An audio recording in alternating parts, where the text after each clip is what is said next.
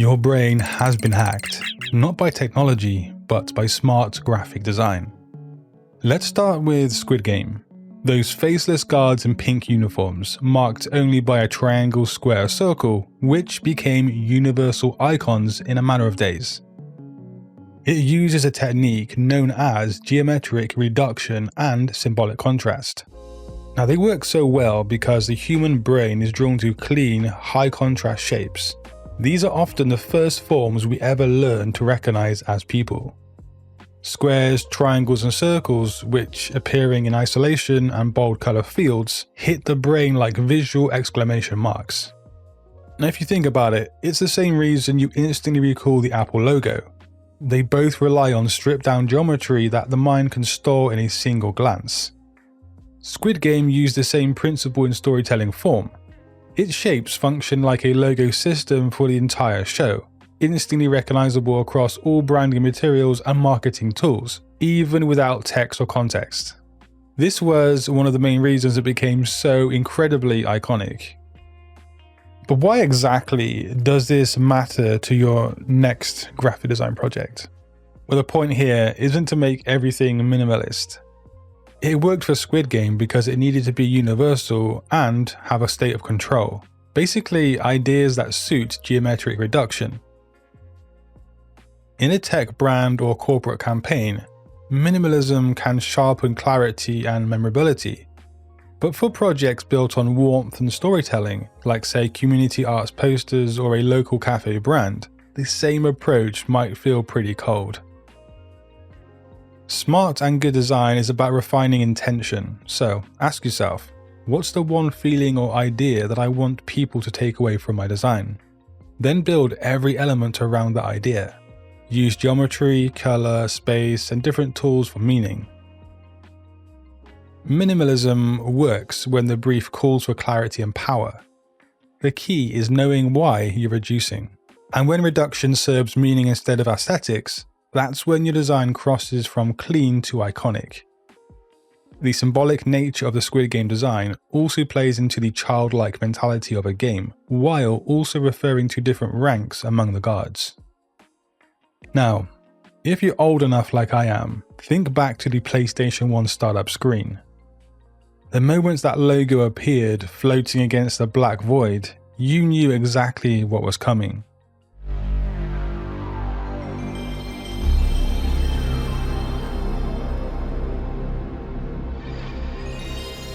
That sound, a deep resonant chord with a almost sword-like sweep. It felt like a ritual, like the console was awakening. And don't get it twisted, this wasn't just a startup sound. It was pure anticipation turned into design that fueled an experience. That sound still runs right through me, and actually, it takes me back to when I was playing the PS1 in my friend's lounge, back in the late 90s. And this is what is referred to as sensory branding. The pairing of sound, motion, and imagery to anchor emotion in a heavy, deep-rooted memory. Sony absolutely nailed this by combining visual restraint with sonic tension. We have minimal visuals, maximum atmosphere. It conditioned a generation, as myself included, of players to associate that sound and logo with excitement, focus, and identity. And you can create the same kind of effect visually in your own design work by repeating consistent sensory cues. Not necessarily sound, but elements like light directions, contrast rhythm, or spatial structures. So if you are working on a brand identity, use them repeatedly across your design so they form a kind of recognition loop. For example, a certain grain texture, a subtle gradient, or a compositional balance that always feels like it's yours. Over time, that repetition builds emotional memory. Your audience will feel it before they even realize it. And this can also be achieved across your portfolio of work as well, which will give you a kind of embedded signature that is totally yours. Now we're going to jump to color psychology, and one of the most genius examples of it ever being used, the red notification icons on Facebook and IG. That tiny dot on Facebook and Instagram is practically a case study in neurodesign. But you'll have that subconscious emotional reaction when we see a new like or comment ping up, maybe even a DM. That reaction is built around two main principles, something called color salience and then also variable reward. And red is the most easy color to spot by humans, and that makes it a perfect tool for hacking your brain. It signals urgency, danger, reward, or opportunity depending on the context. Then comes the variable reward part. Sometimes the notification holds something exciting, something new, or something not at all. That uncertainty triggers dopamine releases, the same mechanism behind gambling addiction. But before you think that this only applies to UI, remember that attention is a limited resource in any kind of design niche. You can use the same logic on a print poster, a social post, or website banner, or pretty much anything. Start with a calm, balanced palette, then reserve one powerful accent for your key element. Let's say your entire layout is greys and cool blues. Adding a single red or orange accent behind your CTA logo or focal point gives instant hierarchy. The viewer's brain automatically treats this element as the most urgent part of the design. The trick is also restraint, however. Too many urgent elements cancel each other out. So use the red dot principle to train your audience's eye exactly where to look first, or where to remember. I used to waste so much time trying to find the right typeface and the right fonts for my projects. Instinctively, the logic would say to reach for a font manager, and that's when I found FontBase. It is a fast, free font manager built specifically for designers, and it has completely streamlined my workflow. Whether you have 50 fonts or 50,000, the interface stays clean and smooth, and it runs on Mac, Windows, and Linux. One of my favorite features is the font playground. Now with this, you can test font pairings, adjust the headings and the line spacing, and even see how your layout might look in the real world. There is also font pinning, which lets you keep one font fixed at the top while you scroll and compare other fonts.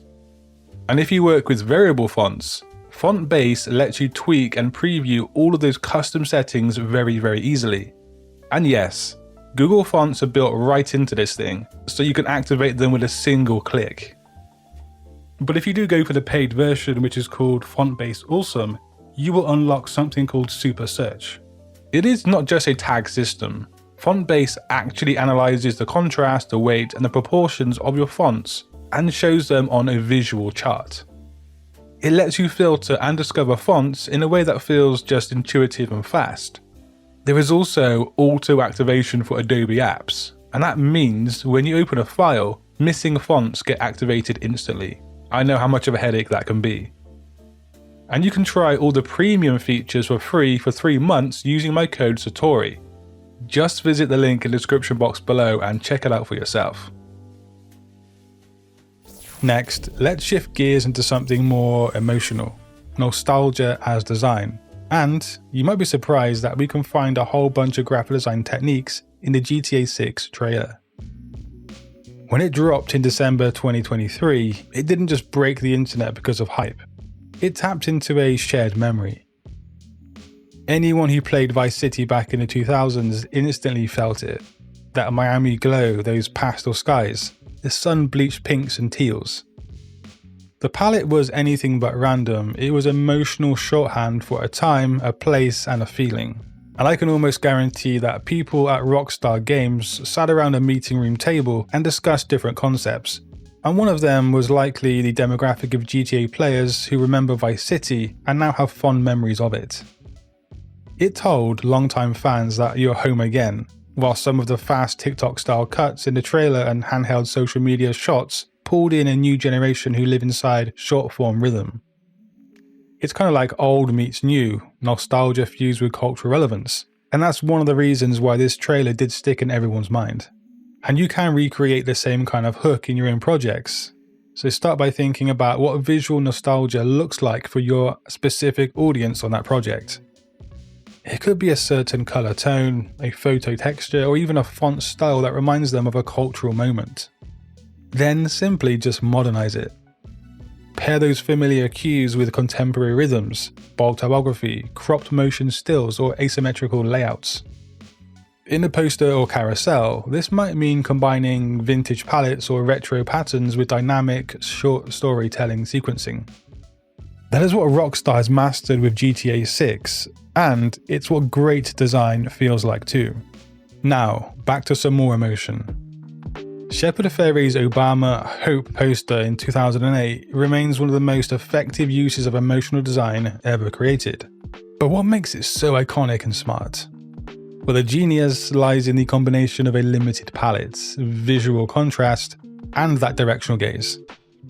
The human brain reads faces faster than any other object, and a face looking upwards subconsciously signals aspiration and strength.